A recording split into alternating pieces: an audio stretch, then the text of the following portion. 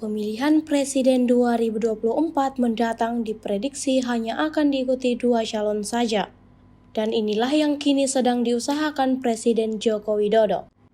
Dilansir dari Kompas TV, pendiri Center for Strategies and International Studies (CSIS) Yusuf Wanandi menilai situasi politik yang berkembang sekarang seperti yang diciptakan untuk diikuti 2 pasangan calon saja, terutama dorongan untuk membentuk koalisi besar.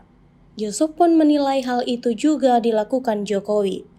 Sebab menurut Yusuf, sangat sulit untuk memperkirakan kemenangan jika ada 3 pasangan calon yang bertarung di Pilpres 2024. Yusuf berkaca dari Pilkada DKI Jakarta 2017 yang memunculkan 3 pasangan calon yang salah satunya harus kalah di putaran pertama. Padahal saat itu, banyak yang memperkirakan pasangan Basuki Cahayapurnama dan Jarod Saiful Hidayat sebagai pertahanan bisa memenangkan Pilkada DKI. Karena ada 3 pasang calon gubernur dan wakil, maka kemenangan Basuki dan Jarod harus diuji kembali di putaran kedua dan berujung kekalahan.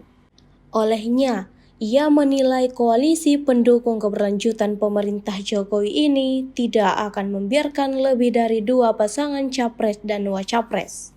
Yusuf menilai, partai pendukung pemerintah di luar Partai Nasdem akan tetap bersama untuk melanjutkan pemerintahan. Ia meragukan bahwa akan ada partai koalisi pemerintah bergabung ke koalisi perubahan untuk persatuan yang mengusung Anies Baswedan sebagai capres 2024.